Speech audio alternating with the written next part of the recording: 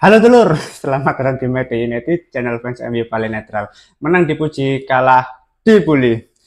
Di video kali ini seperti yang sudah pernah aku bahas sebelumnya, kalau Manchester United berhasil melepas Jadon Sancho, kita akan melakukan bancaan atau tumpengan tipis-tipis.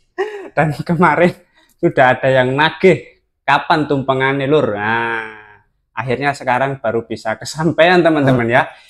Ya, meskipun ini tumpengan asal-asalan ya, nasi dengan lauk telur, tempe, sayur, dan mie beserta kerupuk. Yang penting porsinya lengkap gitu ya.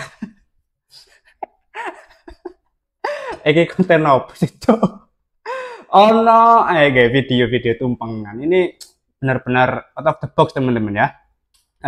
Sebelum kita membahas lebih lanjut, mari kita coba sebagai simbolis atas berhasilnya Manchester United dalam menjual Jadon Sancho. Lumayan. Kita coba dulu ya. Aduh, kayak konten mukbang rek tan boykun ya, atik mangan-mangan barang. Main ancen Indomie ini the best ya anjennya.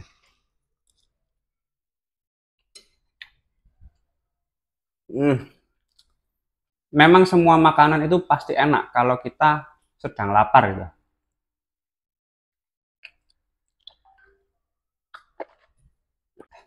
Oh ya, sebelum kita membahas review selama bursa transfer musim panas di Manchester United, buat teman-teman yang belum mendengar lagu terbaru karya musik United bertajuk Glazer Out, langsung lihat aja teman-teman ya, karena itu sebuah karya yang sangat effort dari Maido United ya. Jadi silahkan ditonton, terus silahkan beropini kalau ada yang mau disampaikan lewat kolom komentar. Nah, sekarang di video ini kita akan membahas jalannya bursa transfer musim panas kali ini. Dimulai dari penjualan pemain dulu ya teman-teman. Menurutku di bursa transfer musim panas ini penjualan di Manchester United terbilang sangat cerdas. Karena apa? Karena pada akhirnya pihak manajemen mampu membuang pemain-pemain yang sudah tidak dibutuhkan oleh Ruben Amorim. Selain penjualan pemain, Manchester United ada beberapa pemasukan lain, mulai dari klausul penjualan kembali pemain-pemain yang sudah dilepas dari Manchester United, lalu ada gaji-gaji yang sudah tidak ditanggung oleh Manchester United karena kontrak pemain-pemain sudah habis dan lain sebagainya. Kita coba bahas satu-satu ya teman-teman. Untuk yang pertama, ini dimulai dari pemain yang sudah hengkang. Nah, seperti Christian Eriksen, Jonny Evans, dan Victor Lindelof. Di sini kita bisa melihat dari tiga pemain ini, Manchester United bisa menghemat uang sebesar 17.420.000 pound sterling di tahun ini. Karena pemain tersebut kontraknya sudah habis. Terus ada klausul sell on atau penjualan kembali dari pemain yang sudah hengkang dari Manchester United. Dimulai dari Alvaro Carreras ya, terus ada Anthony Elanga, Maxi Oedel, dan Mason Greenwood. Lalu yang terakhir ada Jadon Sancho yang tidak dipermanenkan oleh Chelsea sehingga Chelsea harus membayar penalti. Di sini Manchester United meraih keuntungan yang cukup banyak, sekitar 20 juta pound sterling dari klausul penjualan kembali sang pemain. Lalu ada peminjaman pemain. Nah, di klub barunya mulai dari Dan Gore, terus Marcus Rashford, Ethan Whitley, Toby Collier, Rasmus Højlund, Jadon Sancho, dan juga Harry Amas. Nah, di sini Manchester United kembali mendapatkan keuntungan yang cukup banyak dari peminjaman pemain. Dan ada klausul kewajiban membeli dari Rasmus Højlund, Marcus Rashford di musim panas mendatang. Otomatis di bursa transfer musim panas mendatang, Manchester United langsung mendapatkan keuntungan lagi. Dan yang terakhir, ada penjualan pemain secara permanen, yaitu Anthony dan Alejandro Garnacho. Jadi di sini kalau kita melihat ya, total keuntungan yang didapatkan Manchester United selama bursa transfer musim panas itu sebesar 89.960.000 pound sterling. Dan di musim panas berikutnya, Manchester United bisa langsung mengaktifkan obligasi pembelian secara permanen dengan total keuntungan sebesar 64 juta pound sterling. Nah, itu total keuntungan yang didapatkan oleh Manchester United di bursa transfer musim panas ini. Jadi kalau kita bicara soal penjualan, ya menurutku dari kinerja manajemen Manchester United secara hasil itu bisa dikatakan ya 9/10. Karena apa? Karena Manchester United benar-benar bekerja keras untuk menjual pemain-pemain yang sudah tidak dibutuhkan. Selain itu, Manchester United juga membutuhkan tambahan dana untuk mendatangkan pemain baru yang nanti akan kita bahas. Lalu di sini yang masih belum bisa terjual itu Tyrell Malacia. Nah, setelah kemarin-kemarin beredar rumor-rumor terkait peminjaman atau penjualan secara permanen, akhirnya sampai bursa transfer ditutup, Tyrell Malacia masih belum terjual. Entah bagaimana nasibnya di Manchester United untuk kedepannya. Karena Ruben Amorim sudah tidak membutuhkan pemain ini. Terus di sisi kiri, nah, sisi kiri ini secara kedalaman skuad itu sudah sangat bagus menurutku. Sudah ada Patrick Dorgu, Diogo Leon, terus ada Diogo Dalot yang bisa diplot sebagai wingback kiri. Belum nanti kalau Lisandro Martinez sudah comeback dan ada Luxo juga, udah nggak ada tempat untuk Tyrell Malacia. Apalagi di musim panas berikutnya ada pemain muda seperti Harry Amas. Jadi sudah tidak ada kesempatan bagi Tyrell Malacia untuk bergabung dengan skuad utama Manchester United saat ini. Nah, selanjutnya kita akan melihat pembelian pemain baru Manchester United di bursa transfer musim panas ini. Memang di bursa transfer kali ini Manchester United agak jor-joran, dan memang seperti itu. Di musim panas Manchester United selalu jor-joran untuk mendatangkan pemain. Dan yang aku apresiasi di bursa transfer musim panas ini, pembelian pemain baru benar-benar sesuai dengan kriteria dan kebutuhan dari Ruben Amorim. Hal itu tidak terlepas dari koordinasi dan komunikasi yang sangat bagus antara pelatih dan manajemen Manchester United, mulai dari Christopher Vivell, Jason Wilcox, bahkan Sir Jim Ratcliffe pun juga memberikan opini, memberikan masukan dalam mendatangkan pemain baru. Di sini kita bisa melihat ya, pemain baru yang pertama didatangkan itu mulai dari Diogo Leon sejak bursa transfer Januari kemarin dan baru datang ke Manchester United di bursa transfer musim panas ini. Lalu ada Matheus Cunha ya sebesar 74 juta euro. Terus ada Bryan Mbeumo, Benjamin Sesko, dan yang terakhir Sean Lemans. Nah, dengan total pembelanjaan kali ini sebesar 250 juta, 7 euro. Nah, sebuah pembelanjaan yang sangat besar menurutku, dan dengan besarnya nominal yang sudah dikeluarkan Manchester United kali ini, otomatis akan ada tanggung jawab untuk bisa membuktikan sampai akhir musim berdasarkan hasil atau peringkat di kompetisi Premier League. Karena semua pembelian ini sudah disesuaikan berdasarkan kebutuhan Amorim. Jadi Amorim tidak ada lagi alasan untuk tidak bersaing di papan atas gitu. Hanya saja di bursa transfer kali ini yang menurutku kurang adalah pembelian gelandang baru. Nah, karena situasi bursa transfer sudah mepet, terus Manchester United juga masih ada keterbatasan dana, beberapa pemain yang diincar juga gagal untuk didatangkan untuk posisi gelandang. Kemungkinan di bursa transfer Januari baru akan memprioritaskan penandatanganan pemain baru untuk posisi gelandang. Ya, terlepas Carlos Baleba, Angelo Stiller, Ederson, ya siapapun itu kita akan bahas di bursa transfer musim dingin. Nah, di bulan Januari besok. Untuk sekarang dengan total 250 juta yang sudah dikeluarkan, akan ada tekanan yang harus bisa dihadapi oleh Ruben Amorim beserta skuad baru Manchester United saat ini.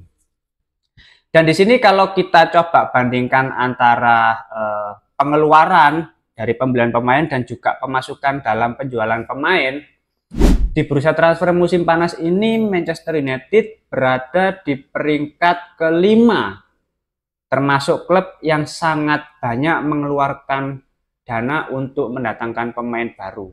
Nah, di sini sudah aku lampirkan grafiknya ya teman-teman. Manchester United mengeluarkan dana sekitar 200 juta sekian dan pendapatan dari penjualan pemain sekitar 62 juta sekian.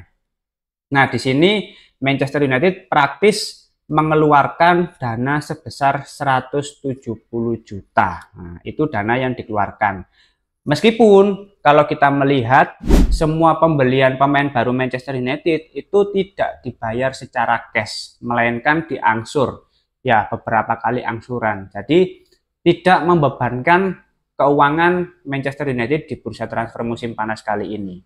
Selain itu, hal ini juga sangat efektif dan efisien untuk menghindari FFP atau Financial Fair Play. Jadi Manchester United secara pembukuan sudah lebih rapi, lebih tertata, dan lebih cerdas dalam pengambilan keputusan. Menarik ya teman-teman. Kayaknya makan lagi enak ini teman-teman ya. Daripada ngobrol terus, ada makanan di depan kita harus dimakan. Karena akan sangat disayangkan kalau kita membiarkan makanan yang sudah ada di depan kita. Jarang-jarang makan mie sayurnya jangan sop. Ya enak-enak aja.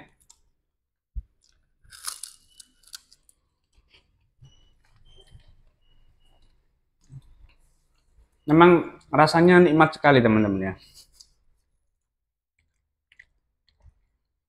Nah, selanjutnya kita akan membahas apakah dengan adanya pemain baru ini bisa memberikan dampak dan hasil yang nyata dalam mengarungi musim Premier League tahun ini. Karena kalau kita melihat, memang dari 3 laga di Premier League dan 1 laga di Carabao Cup belum memberikan hasil yang positif secara konsisten. Bahkan bisa dibilang masih ada kekurangan dan aspek-aspek lain yang perlu diperbaiki oleh para pemain beserta Ruben Amorim. Kemarin Manchester United kalah melawan Grimsby, yang mana itu menjadi tamparan yang sangat keras bagi para pemain dan juga pelatih untuk segera membenahi. Ya, bayangkan, di kompetisi pertama Carabao Cup langsung kalah dengan tim kasta keempat di Inggris. Tapi kalau kita melihat ya, secara statistik, harusnya Manchester United bisa bersaing. Karena apa? Karena kalau kemarin banyak orang yang mulai menyalahkan Ruben Amorim, mulai meragukan kualitas dari Ruben Amorim, mulai skeptis apakah Manchester United bisa bersaing di papan atas kompetisi Premier League. Justru kalau kita melihat by data, nah, masalahnya bukan di Amorim teman-teman. Karena setelah 3 pertandingan ini terlewati, ya Manchester United ini secara statistik berada di peringkat pertama dari sisi total shotnya. Ya, dari 3 pertandingan Manchester United sudah melakukan 55 shot. Nah, terus expected goal-nya sebesar 6,8. Lalu sentuhan di dalam kotak penalti itu sebanyak 99. Akurasi crossingnya sebesar 6,7 dan akurasi long ball-nya sebesar 31,7%. Dan Manchester United secara persentase itu berada di peringkat 1 berdasarkan aspek yang sudah aku sebutkan tadi. Jadi di sini kita bisa melihat memang secara statistik Manchester United sudah sangat baik, sudah ada progres dari sisi lini serang Manchester United. Hanya saja ya finishingnya, ya momentumnya masih belum dimaksimalkan dengan baik. Dan kekurangan lainnya sangat terlihat jelas di lini tengah kalau belum ada chemistry yang padu antara kombinasi dari pemain di lini tengah, ya mulai dari duet Bruno dan Casemiro, ya Bruno dengan Ugarte, Bruno dengan Maino, dan siapapun itu yang dipasang itu masih belum padu menurutku, belum bisa menjadi komposisi terbaik di lini tengah. Sedangkan Manchester United tidak mendatangkan gelandang baru. Jadi sebetulnya ada harapan bagi kita semua berdasarkan statistik tadi, Manchester United harusnya bisa lebih produktif lagi dalam mencetak gol karena sudah banyak peluang yang tercipta. Bahkan di 3 laga 55 shot itu salah satu progres yang sangat menjanjikan menurutku. Hanya saja memang ketika ada peluang tercipta belum dimaksimalkan dengan baik. Baru ketika kemarin melawan Burnley, Manchester United bisa menang dramatis dengan 5 gol selama 96 menit. Setelah jeda internasional, Manchester United akan langsung menjalani derby Manchester, dan ini akan menjadi penentuan penting juga.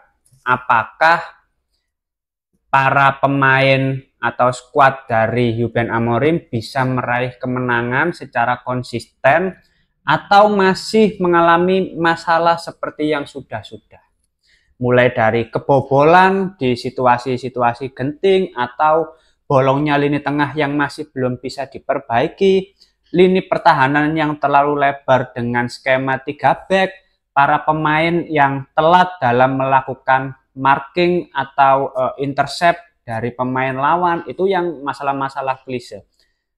Dan yang paling penting juga, apakah Sean Lemans sebagai kiper baru Manchester United akan langsung diturunkan dalam menghadapi derby Manchester pekan depan.